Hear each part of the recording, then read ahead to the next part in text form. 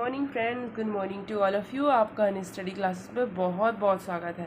आज हम देखने जा रहे हैं ज्योग्राफी के बहुत इंपॉर्टेंट टॉपिक भारत की प्रमुख नदियाँ, डेल्टा, एस्चुरी और अपवाह तंत्र के बारे में, जो आपके लिए एग्ज़ाम, कोई भी कंपटीशन एग्ज़ाम, कॉलेज एग्ज़ाम के लिए बहुत इंपॉर्टेंट होने वाला है। चलिए बिना टाइम वेस्ट के आज के इस टॉपिक को स्टार्ट करते हैं। स्टार्ट करने से पहले फ्रेंड्स मेरे इस चैनल को सब्सक्राइब करें, वीडियो को अधिक से अधिक अपने फ्रेंड्स के पास शेयर करें और लाइक करें। चैनल को सब्सक्राइब करके रखें ताकि आपको नेक्स्ट वीडियो का नोटिफिकेशन टाइम पर मिल सके। चलिए फ्रेंड, बिना टाइम वेस्ट किए हम आज के इस टॉपिक को आगे बढ़ाते हैं। नदियों, भारत की जो प्रमुख नदियां हैं उनको पढ़ने से पहले फ्रेंड्स कुछ मोस्ट इम्पॉर्टेंट बातें उनको जानना बहुत ज़रूरी है, क्योंकि ये बार बार ये आपके टॉपिक में आएंगे। तो चलिए इसको समझने की कोशिश करते हैं। कौन कौन से वो एस्चुरी है, डेल्टा है और अपवाह तंत्र, इन सब के बारे में देख लेते हैं कि ये होता क्या है। तो देखते हैं कि एस्चुरी क्या है। सागर तट पर स्थित आधे बंद खारे पानी का वह क्षेत्र जहाँ नदियों का ताज़ा पानी समुद्र के खारे पानी के साथ मिल जाता है, वो क्या कहलाता है फ्रेंड्स? वो एस्चुरी कहलाता है। एस्चुरी कौन कौन से बनाती है वो देख लेते हैं। कौन कौन सी नदियाँ एस्चुरी बनाती है? हमारी नर्मदा नदी है, ताप्ती है, मांडवी है।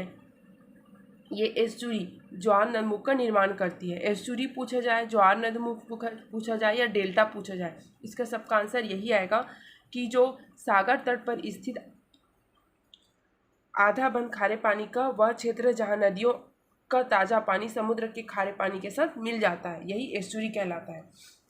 अब देखते हैं फ्रेंड्स कि डेल्टा क्या होता है। हमने एस्चुरी के बारे में देख लिया, अब देखते हैं डेल्टा क्या होता है। नदी जहाँ महासागर से मिलती है।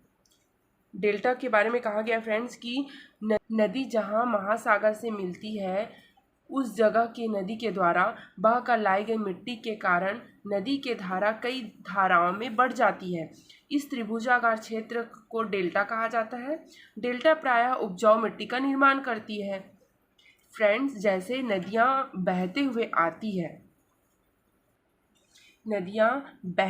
आती है और आने के बाद मतलब अपने साथ बहुत सारे अवसाद को ले आती है, उन्हें बिखेर देती है। वही बिखरे हुए रास्तों में नदियाँ त्रिभुजाकार आकृति बना लेती है और नदियों की धारा भी कई भागों में बढ़ जाती है।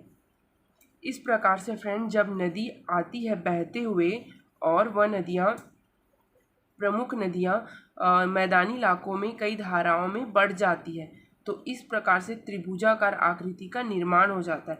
प्रमुख नदियाँ बहते हुए आती है और मैदानी इलाकों में इस प्रकार से बिखर जाती है अलग अलग धाराओं में, तो इस प्रकार से त्रिभुजाकार आकृति का निर्माण होता है। तो ये क्या कहलाता है फ्रेंड्स? ये कहलाता है डेल्टा।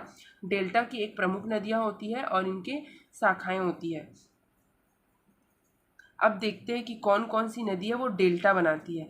गंगा नदी, ब्रह्मपुत्र नदी, गोदावरी नदी, कृष्णा नदी, ये किसका निर्माण करती है? ये डेल्टा का निर्माण करती है। और ऊपर हमने क्या क्या पढ़ा फ्रेंड्स? ऊपर पढ़ा हमने नर्मदा, ताप्ती, मांडवी, ये किसका निर्माण करती है फ्रेंड? ये एस्चुरी बनाती है। तो आपको समझ में आ गया होगा कि एस्चुरी और डेल्टा में क्या फर्क होता है।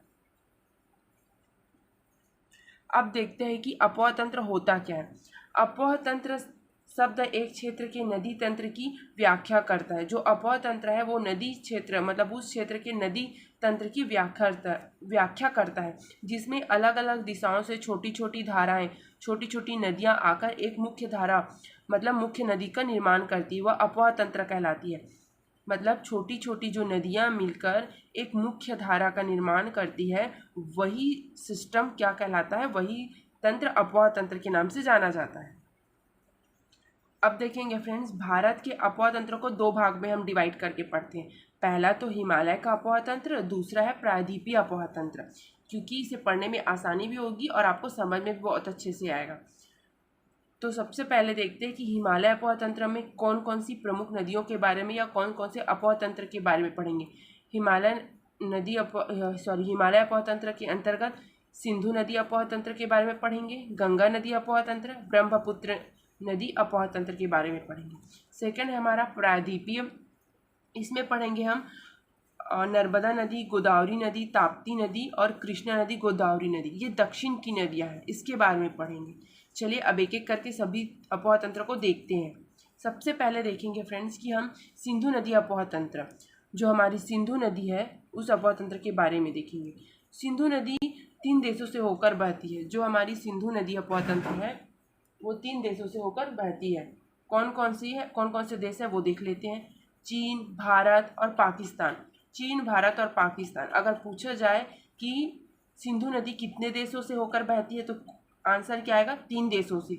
अगर कौन कौन से पूछा जाए तो चीन है, भारत और पाकिस्तान। सिंधु नदी अपोह तंत्र बहुत ज़्यादा इंपॉर्टेंट है फ्रेंड्स, आपके एग्जाम के लिए बहुत ज़्यादा इंपॉर्टेंट है सिंधु नदी अपोह तंत्र। चलिए अब सिंधु नदी अपोह तंत्र के बारे में देखते हैं कि हमारी जो सिंधु नदी है वो निकलती कहाँ से, उसका उद्गम कहाँ से होता है। तो सिंधु नदी का उद्गम होता है चीन के तिब्बत स्थित मानसरोवर झील के निकट, इसका उद्गम होता है। सिंधु नदी का उद्गम कहाँ से होता है फ्रेंड, चीन में स्थित तिब्बत, वहाँ उसका उद्गम होता है सिंधु नदी का। और ये उत्तर पश्चिम दिशा में बहती हुई ये नदी भारत के लद्दाख में दमचोक के पास से भारत में प्रवेश करती है। भारत में कहाँ पर प्रवेश करती है फ्रेंड्स, ये लद्दाख के पास दमचोक नामक स्थान है। भारत में निकलती तो चीन के तिब्बत से है, मानसरोवर झील के निकट निकलती है, इसका उद्गम होता है। परंतु भारत में प्रवेश कहाँ से करती है, लद्दाख के दमचोक के पास भारत में प्रवेश करती है। आगे बहते हुए यह गिलगित से होते हुए पाकिस्तान प्रवेश करती है और कराची के पूर्व से बहते हुए यह अरब सागर में मिल जाती है। तो इसमें कहा गया फ्रेंड्स कि जो सिंधु नदी है वो मानसरोवर तिब्बत झील कहाँ है फ्रेंड्स, ये पड़ता है चीन में है। चीन से इसका उद्गम होता है और भारत में प्रवेश कहाँ से करती है, उत्तर पश्चिम दिशा से बहते हुए ये भारत के लद्दाख क्षेत्र है, वहाँ से ये दमचोक के पास प्रवेश करती है भारत में। और ये आगे बढ़ते हुए गिलगित से होकर पाकिस्तान में बहती है और कराची के पूर्व से होते हुए ये अरब सागर में मिल जाती है। हमारे जो अरब सागर है वहाँ पर जाकर ये मिल जाती है। कौन सी नदी, सिंधु नदी। अब देखते हैं, ये तो हमारी प्रमुख सिंधु नदी हो गई। अब इससे सिंधु नदी में कौन कौन सी नदियाँ आकर मिलती है वो नदियों के बारे में देखते हैं। तो आप मैप के ज़रिए देख सकते हैं फ्रेंड्स कि तिब्बत से, चीन के तिब्बत से इसका उद्गम होता है और ये उत्तर पश्चिम दिशा से होते हुए बहते हुए यहाँ पे लद्दाख में कहाँ, कौन सा जगह है फ्रेंड, दमचोक के पास भारत में प्रवेश करती है और ये उत्तर पश्चिम दिशा से होते हुए पूर्व की ओर पाकिस्तान में प्रवेश कर नीचे जाते हुए अरब सागर में मिल जाती है। कौन सी नदी, सिंधु नदी। सिंधु नदी के बारे में कहा गया फ्रेंड कि जो भारत का लेह शहर है वो सिंधु नदी के दाएं तट पर स्थित है। ये क्वेश्चन बहुत सारे एग्जाम में पूछा गया है, तो ये बात मोस्ट इम्पॉर्टेंट है कि जो सिंधु नदी पर कौन सा शहर बसा हुआ है, या ये भी पूछ सकते हैं कि लेह नामक शहर है वो कौन सी नदी के तट पर बसा हुआ है। तो उसका आंसर होगा सिंधु नदी के तट पर लेह शहर बसा हुआ है। और नेक्स्ट याद रखने योग्य बात है, सिंधु नदी अरब सागर में मिलने से पहले 5 मुख्य सहायक नदियों से आकर मिलती है। जो सिंधु नदी है वो मुख्य नदी है और उस मुख्य नदी से 5 अन्य और नदियाँ, छोटी नदियाँ आकर मिलती है। वो कौन कौन सी नदियाँ हैं फ्रेंड्स, वो है चेनाब, झेलम, रावी, व्यास, सतलज। एक बार फिर से देखते हैं फ्रेंड कौन कौन सी वो 5 नदियाँ हैं। वो नदियाँ हैं झेलम, चेनाब, रावी, सतलज, व्यास। ये 5 नदियाँ हैं जो सिंधु नदी मुख्य नदी के साथ आकर मिलती है। चलिए अब एक एक करके सबके बारे में जानते हैं कि ये नदी कहाँ से निकलती है और कहाँ पे आकर मिलती है। ये सिंधु नदी की सबसे बड़ी सहायक नदी है। जो चेनाब नदी है, सबसे पहले देखेंगे चेनाब नदी के बारे में।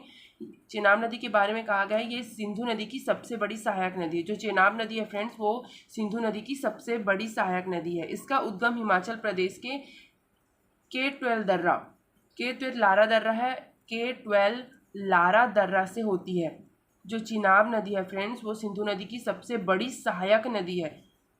सहायक नदी मतलब सिंधु नदी की सहायक नदी सबसे बड़ी चेनाब नदी है। इसका उद्गम कहाँ से होता है, हिमाचल प्रदेश के K12 लारा दर्रे से होता है। नेक्स्ट पॉइंट कहा गया है चेनाब के बारे में कि हिमाचल प्रदेश में इस नदी का निर्माण दो नदी से होता है। जो हिमाचल प्रदेश है फ्रेंड, जहाँ से इसका उद्गम हुआ है, वहाँ से दो भागों में बहती है। पहला चंद्र और भागा,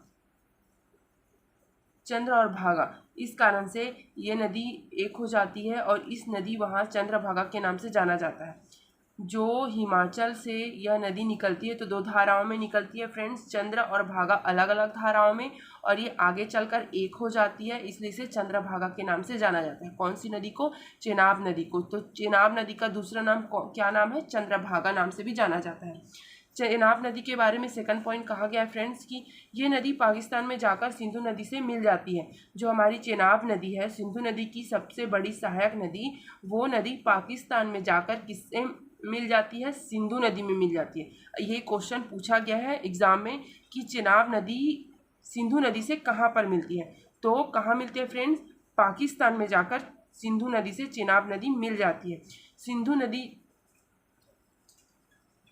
जो सिंधु नदी है उससे चेनाब नदी मिलने से पहले, जो चेनाब नदी जब सिंधु नदी से मिलती है उससे पहले इसमें झेलम नदी, रावी नदी, सतलज नदी, ब्यास नदी, इन सब नदी आकर मिल जाती है। जो हमारी चेनाब नदी है उनसे झेलम नदी, सतलज नदी और ब्यास नदी आकर पाकिस्तान में चेनाब नदी से मिलती है, और चेनाब नदी जाकर मुख्य नदी कौन सी नदी है फ्रेंड्स? सिंधु नदी, सिंधु नदी से जाकर मिल जाती है। नेक्स्ट है हमारा सहायक नदी झेलम नदी। सहायक नदी है फ्रेंड्स हमारे सिंधु का। नेक्स्ट सहायक नदी है झेलम नदी। झेलम नदी का उद्गम कहाँ से होता है फ्रेंड? कश्मीर घाटी के बैरीनाग झील के निकट होता है। जो हमारा झेलम नदी है उसकी सहायक नदी सिंधु नदी के साथ प्रमुख धारा से मिल जाती है, परंतु झेलम नदी का उद्गम कहाँ से होता है फ्रेंड? बैरीनाग झील के निकट होता है, और इसमें देखेंगे कि ये कितने किलोमीटर तक बहती है? 170 किलोमीटर भारत पाकिस्तान का सीमा निर्माण करती है। कौन सी नदी भारत और पाकिस्तान का सीमा निर्माण करती है फ्रेंड्स? झेलम नदी है, जो 170 किलोमीटर तक भारत और पाकिस्तान का सीमा निर्माण करती है। ये कहाँ पे मिलती है? चेनाब से। ये चेनाब की सहायक नदी हो सकती है। कहाँ पे होती है ये? पाकिस्तान में। कहाँ? पाकिस्तान में कहाँ पे? झंग के पास। पाकिस्तान में झंग के पास झेलम नदी चेनाब नदी से मिल जाती है और ये आगे जाकर सिंधु की सहायक नदी कहलाती है। नेक्स्ट है हमारा सिंधु नदी का सहायक नदी में रावी नदी। रावी नदी, ये नदी हिमाचल प्रदेश के रोहतांग दर्रे से निकलती है। रावी नदी के बारे में कहा गया है फ्रेंड्स कि हिमाचल प्रदेश के कौन से दर्रा? रोहतांग दर्रा। रोहतांग दर्रा से निकलती है तथा कश्मीर और पंजाब होते हुए पाकिस्तान के निकट चिनाब से मिल जाती है। जो चिनाब से कहाँ पे मिलती है? पाकिस्तान के निकट झंग के पास रावी नदी चिनाब नदी से मिलती है और चिनाब नदी सिंधु नदी से मिलती है पाकिस्तान में। नेक्स्ट देखेंगे सिंधु की सहायक नदी में कौन सी है? सतलज नदी। यह नदी तिब्बत के राक्षस ताल, सतलज नदी राक्षस ताल से निकलकर यह सिंधु नदी के समानांतर बहती हुई हिमाचल प्रदेश में प्रवेश करती है। जो हमारी सतलज नदी है वो कौन से? तिब्बत कहाँ है फ्रेंड्स? हमने पहले पढ़ा है तिब्बत चीन में है, और तिब्बत के राक्षस ताल से निकलकर सिंधु नदी के समानांतर बहती हुई हिमाचल प्रदेश में प्रवेश करती है। आगे पंजाब से हुए पाकिस्तान में भागमपुर है फ्रेंड, वहाँ से चेनाब नदी में जाकर मिल जाती है। तो इस प्रकार से ये कहा जा सकता है कि चेनाब नदी का सहायक नदी कौन सी सहायता करती है बहने में? सतलज नदी आकर मिल जाती है चिनाब से। चिनाब के बारे में कहा गया है फ्रेंड्स कि चिनाब सबसे बड़ी सहायक नदी है और इसी प्रकार सतलज उसे आगे जाने के लिए प्रेरित करती है वो नदी, और वो आगे जाकर सिंधु नदी से मिल जाती है। सतलज नदी चेनाब से मिलने से पहले इसमें व्यास नदी मिलती है। जो सतलज नदी है फ्रेंड्स उसमें चेनाब नदी से मिलने से पहले उस पर व्यास नदी आकर मिलती है। चेनाब नदी में मिलने से पहले उस नदी पर व्यास नदी आकर मिलती है। अब देखते हैं फ्रेंड्स कि नेक्स्ट हमारी सिंधु की सहायक नदी में कौन सी नदी आती है? व्यास नदी। व्यास नदी रोहतांग दर्रे से निकलती है। जो हमारी व्यास नदी है वो कहाँ से निकलती है फ्रेंड्स? वो रोहतांग दर्रे से निकलती है। व्यास नदी हिमाचल प्रदेश के कुल्लू घाटी में बहते हुए पंजाब के हरीके के सतलज नदी से मिल जाती है। जो रोहतांग दर्रे से निकलती है हमारी व्यास नदी, वो हिमाचल प्रदेश के कुल्लू घाटी में बहते हुए, कुल्लू घाटी हिमाचल प्रदेश के कुल्लू घाटी है, उससे बहते हुए पंजाब के हरिके नामक स्थान है, वहाँ सतलज नदी से जाकर व्यास नदी मिल जाती है। तो इस प्रकार से सतलज से व्यास नदी जाकर मिलती है। और व्यास नदी किससे मिल जाती है फ्रेंड्स? व्यास नदी मिल जाती है झेलम से। अब नेक्स्ट है हरिके के बारे में मोस्ट इंपॉर्टेंट बात है जो आपके एग्जाम के लिए बहुत ज़्यादा इंपॉर्टेंट है। चलिए वो क्या बात है, आप इसे नोट करके अपने कॉपी में लिख लीजिए। तो क्या बात कही गई है फ्रेंड्स? हरिके क्षेत्र में जो हमने व्यास नदी और सतलज नदी संगम की बात की, वहीं से देश के सबसे बड़ी नहर इंदिरा गांधी नहर, जहाँ पे हमने बात की थी फ्रेंड कौन कौन से नहर के बारे में? व्यास और सतलज नदी, उस दोनों के संगम होता है। वहाँ पे सबसे बड़ी सबसे लंबी नहर कौन सी नहर? इंदिरा गांधी नहर निकलती है, और वो भारत की सबसे लंबी नहर में गिनी जाती है, जो पंजाब और राजस्थान से होकर गुजरती है। राजस्थान में इसकी लंबाई कितनी है फ्रेंड्स? 470 किलोमीटर इसकी लंबाई है। नेक्स्ट है जो इम्पोर्टेंट बात है वो है पाकिस्तान के भागलपुर में जब सतलज नदी चेनाब नदी से मिलती है, तब ये चेनाब से मिलकर पंचनद नदी का निर्माण करती है।